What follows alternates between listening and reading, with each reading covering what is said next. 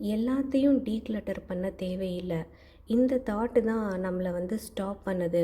பெர்ஃபெக்ட்டா வேணும்னு யோசிப்போம். இல்ல எனக்கு டைம் இல்ல, நாளைக்கு பண்றேன், அடுத்த நாள் பண்றேன் அப்படின்னு ஒத்தி போட்டுட்டே இருப்போம்.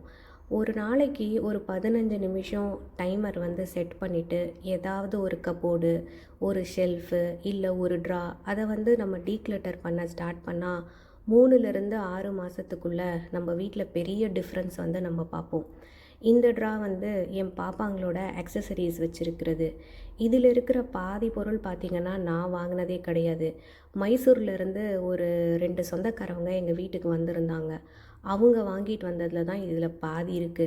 ஆனா பாப்பாங்கலாம் அத யூஸ் பண்ணுறாங்களா அப்படின்னு பார்த்தீங்கன்னா, இல்லவே இல்ல.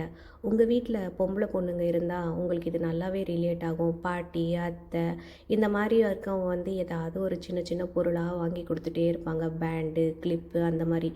ஸோ நீங்க இத டீக்ளட்டர் பண்ணாம வச்சுட்டே இருந்தோம்னா, அப்படியே நம்மளுக்கு சேர்ந்துக்கிட்டே இருக்கு. நான் இப்போ இதில உடைஞ்சு போனதெல்லாம் நெறைய இருக்கு. தேவையில்லாதத பிரிச்சுட்டு, டெய்லி யூஸ்க்கு என்ன தேவை அத மட்டும் வச்சுட்டு, மீதி எல்லாத்தையும் தூக்கி போட்டுட்டே இருக்கிறேன்.